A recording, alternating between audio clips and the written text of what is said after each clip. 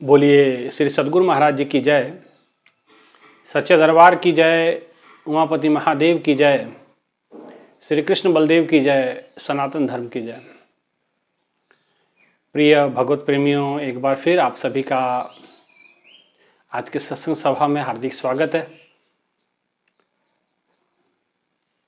आप सभी से आग्रह है कि इस चैनल को जरूर सब्सक्राइब कर लें, वीडियो पे जरूर इसको लाइक करें और कमेंट्स भी करें, ताकि मुझे पता चले कि आप लोग इन वीडियो को देखते भी हैं, सत्संग विचारों को आप सुन पाते हैं। और कोई मन में प्रश्न हो तो उसको भी आप ज़रूर कमेंट्स में लिख दें, जो अध्यात्म से रिलेटेड हो, ईश्वर से रिलेटेड हो। कोशिश करेंगे अपने ज्ञान के हिसाब से, अपने समझ के हिसाब से उनका उत्तर देने का प्रयास करेंगे, अगर बस में रहा तो। भाइयों बहनों, आज के सत्संग सभा में प्रभु की कृपा है कि हम सभी एकत्रित हुए हैं। आप संसार में रहते हैं, दुनिया में रहते हैं, दुनिया के कार्य व्यवहार करते हैं। दुनिया में एक रीत है, लेन और देन की रीत। एक हाथ लेता है, एक हाथ देता है। लेकिन भक्त और भगवान में भी एक डोर है, एक बंधन है, वो है प्रेम का बंधन, भाव का बंधन। ऐसा भाव जो उसको निर्मल करता है, अध्यात्म की उच्चतम श्रृंखलाओं पे पहुंचाता है। सांसारिक लेन देन, संसार का व्यवहार स्वार्थ पर आधारित होता है। लेकिन भक्त और भगवान का, गुरु और शिष्य का जो नाता होता है, बंधन होता है, व्यवहार होता है, वो प्रेम पे आधारित होता है, श्रद्धा पे आधारित होता है, निस्वार्थ भाव पे आधारित होता है। सांसारिक कोई भी रिश्ता है, कोई भी लेन देन है, वो स्वार्थ पे टिका होता है। स्वार्थ जब तक है तब तक रिश्ता कायम है, और स्वार्थ पूरा होते ही आप कौन, मैं कौन, कोई किसी को नहीं जानता है ना। इसलिए किसी ने कहा कि साईं, इस संसार में मतलब का व्यवहार, जब लग पैसा गांठ में तब लग ताको यार, तब लग ताको यार, यार संग संग डोले, रहे ना पैसा गांठ में तो यार मुख से ना बोले। ये संसार की रीत है। किसी कवि ने बड़ा सुंदर किया कि साईं, इस संसार में मतलब का व्यवहार, सब जगह मतलब का व्यवहार है। जब लग पैसा गांठ में, जब तक आपके जेब में पैसा है तो आपके आसपास लोग मंडराएंगे, आपके आसपास लोग मक्खियों जैसे गुड़ के आसपास, मीठे के आस भिनभिनाती हैं, ऐसे आपके पास भी भिनभिनाएगी। ऐसे लोग आपके अगल बगल चक्कर मारेंगे। जब लग पैसा गांठ में तब लग ताको यार, यार बहुत यार यार करने वाले, मित्र मित्र करने वाले मिलेंगे। रहे ना पैसा गांठ में तो यार मुख से ना बोले। पैसा नहीं होगा तो कोई पूछने वाला नहीं, कोई समझने वाला नहीं, कोई जानने वाला नहीं। आप जी रहे हैं, मर रहे हैं, कोई पूछेगा तक नहीं। इसलिए संसार का जो लेन देन है, संसार का जो व्यवहार है, वो स्वार्थ आधारित होता है। किसी भी रिश्ते में आप जोड़ लें, माता पिता का है, पति पत्नी का है, पिता पुत्र का है, सास बहू का है, देवर और जेठ का है, चाहे देवरानी जेठानी का है, कोई भी रिश्ता संसार का, सब एक दूसरे से स्वार्थ के पर ही आधारित है। वो स्वार्थ छोटा हो सकता है, बड़ा हो सकता है, लेकिन है वो स्वार्थ पे ही आधारित। लेकिन इसके विपरीत परमात्मा के साथ जो हमारा व्यवहार होता है, वो निस्वार्थ भाव पे टिका होता है। भक्त और भगवान का रिश्ता निस्वार्थिक भाव से बना होता है, प्रेम का बंधन होता है, भाव का बंधन होता है, सद्भाव सम्मान का मार्ग होता है। ये मार्ग कठिन भी है, क्योंकि इसमें क्योंकि निस्वार्थ भाव लगता है, और ये प्रभु की भक्ति का रंग लग जाना, प्रभु से प्रेम हो जाना, निस्वार्थ भाव बन जाना, ये कोई मजाक वाली बात भी नहीं है। ये तो आदमी के ऐसे भाग्य हों, जिस पे भगवान की विशेष कृपा हो, उसके साथ ऐसा घटना घटती है। लेकिन जहाँ तक संसार में हम रमण करते हैं, रहते हैं, हर जगह स्वार्थ है। पति पत्नी के रिश्ते में स्वार्थ है, बाप बेटे के, माँ बच्चे के रिश्ते में भी स्वार्थ है, जब तक उसकी उम्मीदों पे खरे उतरते हैं तो बच्चे अच्छे होते हैं। बच्चों ने अपनी उनके उम्मीदों के विपरीत कार्य करना शुरू कर दिया तो बच्चे बिगड़ जाते हैं या बिगड़े माने जाते हैं। ऐसा ही माता पिता के साथ है। बच्चों को लगता है कि माता पिता हमारा साथ दें, हम सब जो बोले उसमें यस करते जाएं, हाँ हाँ करते जाएं, तो माँ बाप भी अच्छे रहते हैं। तो हर रिश्ते में आप आज के समय में खटास सी है। इसलिए इन सभी रिश्तों के अंदर अगर मिठास भरना चाहते हैं, इस सभी रिश्तों के अंदर स्वार्थ हटा के निस्वार्थ भाव भरना चाहते हैं, तो एक ही तरीके से आ सकता है। वो आ सकता है ईश्वर की प्राप्ति से, ईश्वर से जुड़ने से, किसी संत सतगुरु की शरण में जाकर के, किसी पूर्ण महापुरुष की शरण में जाकर के उस पूर्ण ब्रह्म को प्राप्त करना, उसका ध्यान भजन करना, जिससे आपके अंदर वो अमृत प्राप्त हो, आपके अंदर का स्वार्थ रूपी जो जहर है वो निकले और सबको आप प्रेममय दृष्टि से देखें, सब में आप ईश्वर का रूप देखें। जैसे गोस्वामी जी कहते हैं, सिया राम मैं सब जग जानी, करो प्रणाम जोर जुग पानी। जैसे मैं, गोस्वामी तुलसीदास जी कहते हैं कि मैं सब में माता सीता और भगवान श्री राम जी का रूप देखता हूँ और प्रणाम करता हूँ। सब उनको अपने जैसे लगने। इसका अच्छा फार्मूला दिया गुरबानी में, कैसे सत्संग से जुड़ने से आप, कैसे आपके अंदर से वो बेगानापन खत्म हो जाता है। एक श्लोक आता है गुरबानी के, बिसर गई सब तात पराई, मोहे साध संगत जब पाई, ना को बैरी ना ही बेगाना, सगली संग हमको बनाई। मुझे बिसर गया, अपना पराया सब भूल गया, सब मुझे अपने लगते हैं। बिसर गई मोहे तात पराई, जब ते साध संगत मोहे भाई। जब से मैंने सत्संग प्राप्त कर लिया, जब से साधु का संग हो गया, जब से गुरु का संग कर लिया, गुरुदेव के इस ज्ञान को प्राप्त कर लिया। बिसर गई मोहे तात पराई, जब ते साध संगत मोहे पाई, ना को बैरी। अब कोई बैरी नहीं है, कोई बेगाना नहीं, सगली संग हमको बनाई। सारे अपने लगते हैं, मेरे ही लगते हैं, अपने जैसे ही लगते हैं। ये किसका प्रभाव है? ये साधु संग का प्रभाव है। ये प्रभाव प्रभु के ज्ञान का है, ये प्रभाव सत्संग विचारों का है, ये साधु संग का प्रभाव है। इसलिए ऐसे संत के शरण में जाना अनिवार्य है, तो आपके अंदर ऐसे भाव आ जाएंगे। एक बहुत अच्छा उदाहरण गुरुदेव हमें सुनाया करते थे। एक सिख इतिहास में एक नाम आता है भाई कन्हैया जी का। गुरु गोविंद सिंह जी महाराज के बड़े लाडले शिष्य हैं, बड़े प्यारे शिष्य हैं। और कहते कि भाई कन्हैया जी बड़ा प्रेम भाव से जो भी कार्य उनको सौंपा जाता बड़े प्रेम से करते, बड़ी श्रद्धा और लगन के साथ करते, बड़े स्नेह के साथ हर कार्य को, गुरु की आज्ञा को पूर्ण करते। इस बार युद्ध छिड़ा। मैं पूरी कथा में नहीं जाऊंगा, मैं इसके सार की ओर मैं पहुंचाऊंगा आपको जल्द से जल्द। एक बार युद्ध छिड़ा। युद्ध में सबकी सेवाएं, ड्यूटी लगा दी गई। किसी की, अब जो सिपाही थे उनका तो काम था लड़ना काटना सबको। तो भाई कन्हैया के अंदर तो वैसा कुछ क्रूरता थी नहीं। तो कहते हैं कि भगवान ने, गुरु गोविंद सिंह जी महाराज जी ने उनकी सेवा लगाई गई कि पानी पिलाना है।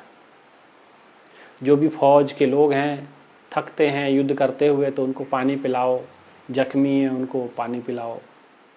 तो वो पानी पिलाते हैं, सबको अपने निष्काम भाव से सेवा कर रहे हैं। जो भी घायल होता है उसको पानी पिलाता है। लेकिन उसमें ये बोध नहीं था कि ये पराया, ये बेगाना है। वो अपनी फौज को तो पानी पिलाते पिलाते जो घायल होकर बैठ जाते हैं या थक के कहीं गिर जाते हैं, लेकिन अब उनको ये बोध नहीं था कि भाई इसमें कोई अपना भी है, कोई बेगाना भी है। दुश्मन या शत्रु पक्ष के जो सेना जिसको घायल किया जाता, या जो भी हाथ थक करके घायल होकर के बैठ जाते हैं या गिर जाते हैं, बेहोश हो जाते हैं, ये उनको भी पानी पिलाते हैं। वो फिर जी उठते, वो फिर लड़ने लग जाते। तो ये घटनाक्रमों को वहाँ पास में जो सिंह थे, सिख थे, उन लोगों ने देखा, भक्त थे, उन्होंने देखा।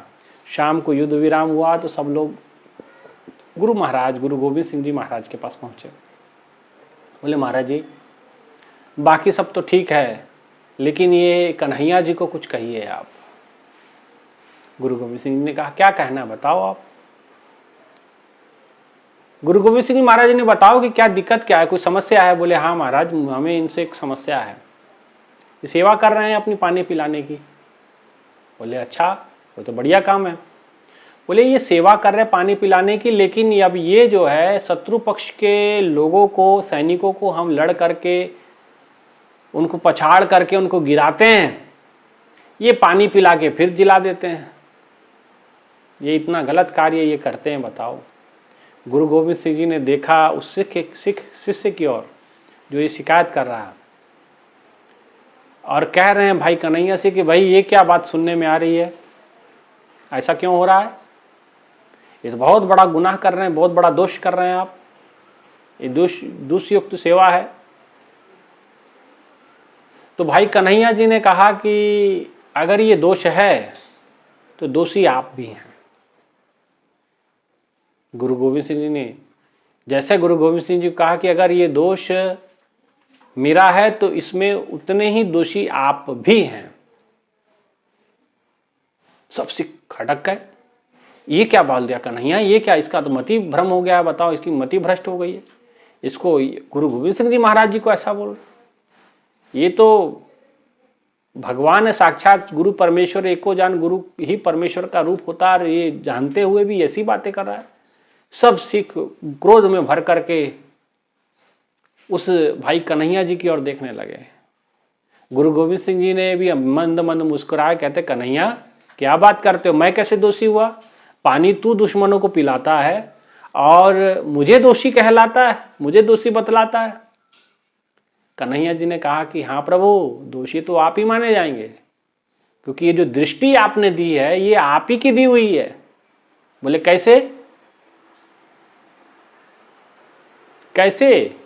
बोले, कहते कि आपने जो दृष्टि दी है उस दृष्टि में मुझे अपना बेगाना तो कोई दिख ही नहीं रहा। बिसर गई मोहे तात पराई, जब ते साध संगत मोहे भाई, ना को बैरी ना ही बेगाना, सगली संग हमको बनाए। मुझे बैरी बेगाना तो नजर ही कोई नहीं आता, मुझे में तो सब में आप ही नजर आते हैं। मुझे आपने पानी पिलाने के लिए कहा, मैंने पानी पिलाया, मैंने ये नहीं देखा कि भाई वो कोई बेगाना कि अपना, मुझे तो सब में आप ही नजर आ रहे हैं। तुर्क अतुर्क ना दिसदा, मैंने तू दिसदा सब नहीं थाई। मुझे कोई तुर्क और अतुर्क दिख ही नहीं रहा, कोई अपना बेगाना दिख नहीं रहा, कोई अपना है कोई बेगाना, ये तो मेरे भाव ही खत्म हो गया जब से आप मिले हैं। इसलिए ये दोष मेरा नहीं है। अगर ऐसी दृष्टि मेरी हो गई है कि सब में मुझे वही सब आप ही नजर आते हैं, तो इसका पूरा पूरा जिम्मेदारी आपके ऊपर भी जाता है, आप भी उतने दोषी हैं, क्योंकि दृष्टि तो आप ही ने दी है, सबको अपना बनाने वाली दृष्टि तो आप ही ने मुझे प्रदान की है। भाई कन्हैया जी को जोर से भगवान चले गए, गुरु गोविंद सिंह जी महाराज उसके पास, और जोर से गले लगा लिया, कंठ लगा लिया, और तुरंत जेब में हाथ डाला गुरु गोविंद सिंह जी ने, और मलम की एक डिब्बी निकाली, भाई कन्हैया के हाथ में रख दी। और अब भाई कन्हैया को देखते हुए सब की ओर कहने लगे कि असल में तू मेरा शिष्य है, असल में तू मेरा भक्त हो चुका है, क्योंकि तेरी नज़र में कोई अपना बेगाना नहीं रहा, तेरी नज़र में सब अपने हो गए हैं। कहते कि, और गुरु गोविंद सिंह जी कहते कि जेब में हाथ डाला और मलम निकाला। वो कहते पानी दे नाल मलम भी रखी, लोड़ पवेता लावी। उन्होंने कहा कि भाई कन्हैया, पानी के साथ साथ ये मलम भी रखना, अगर तुझे जरूरत पड़ी तो मलम भी लगाना। बहुत सही कार्य कर रहे हैं, तेरे अंदर अपना बेगाना सब खत्म हो गया। असल में मेरी वास्तविक पहचान तेरे अंदर है, असलियत में तू मुझे जान पाया है, और उसको सबके सामने गले लगाता है कि तू ही मेरा असली भक्त है, तू ही मेरा असली शिष्य है, क्योंकि तेरी दृष्टि वो उसको उस स्थूल देह को पार कर चुकी है। अब तेरी दृष्टि उसके सूक्ष्म तत्व पे, आत्मा पे है, और आत्मा तो ईश्वर का रूप ही है, और तू मुझे ईश्वर का रूप जानता है। गुरु परमेश्वर एक को जान, ज्योतिष पावे सो परवान, गुरु की टेक रहो दिन रात, जाकी कोई ना मेटे दात। गुरु गुरु कर मन मोर, गुरु बिना में नाही होर। इसलिए कहा कि तू गुरु गुरु जपता है, गुरु गुरु हमेशा, इसलिए तूने उस भाव को पकड़ लिया है, उस कृपा को समझ गया है। अब तेरी दृष्टि में भेद दृष्टि नहीं रही, तेरी एक दृष्टि हो गई है। तेरे अंदर वो गुण प्रकट हो चुके हैं, तेरे अंदर भक्ति वाला भाव प्रकट हो चुका है। अब तेरे लिए कोई अपना नहीं, कोई बेगाना नहीं, सब अपने हैं, है ना। तो इसलिए ऐसी दृष्टि हो जाती है संत के पूर्ण गुरु की शरण में जाने के बाद, गुरु से ज्ञान प्राप्त करने के बाद, पूर्ण साधना के बाद, जैसी भाई कन्हैया की हो गई, है ना। इसलिए हम भी भाई कन्हैया से प्रेरणा लें, प्रेरित हों, गुरु गोविंद सिंह जी के से प्रेरित हों।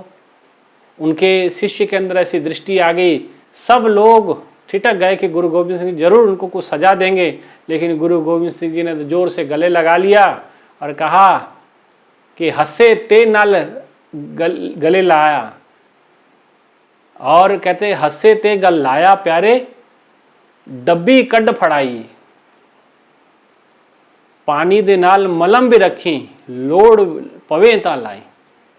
हंस के उसको गले लगाया और अपने जेब में हाथ डाला, एक मलम की डिबिया निकाली, कन्हैया के हाथ में रखी, कन्हैया जी ये पकड़ो, जरूरत पड़े तो इसको भी लगा देना, मेरा आशीर्वाद है आपको।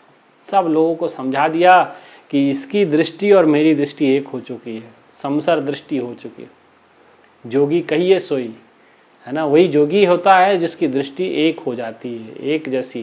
जैसे गुरु की दृष्टि कोई भेदभाव नहीं करती, वैसे इसकी दृष्टि भी कोई भेद खत्म हो गया। इसलिए निस्वार्थ भाव होता है संतों के पास, और उनके संग से ही ये निस्वार्थ भाव हमारे अंदर आ सकता है। इसलिए ऐसा भाव हमको भी अगर हम बनाना चाहते हैं तो संतों का संग करें, पूर्ण गुरु का संग करें, उनका सत्संग सुने, साधना सुमरन करें, और ऐसी दृष्टि आपकी बन जाएगी। ठीक है ना।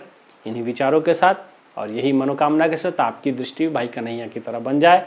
ना को बैरी ना ही बेगाना, कोई बेगाना नहीं और कोई अपना नहीं, सब एक जैसे हैं। सब में भगवान का रूप दिखे, सब में सिया माता सीता और भगवान श्री राम, भगवान कृष्ण, है ना, और माता रुक्मणी राधा का रूप दिखे।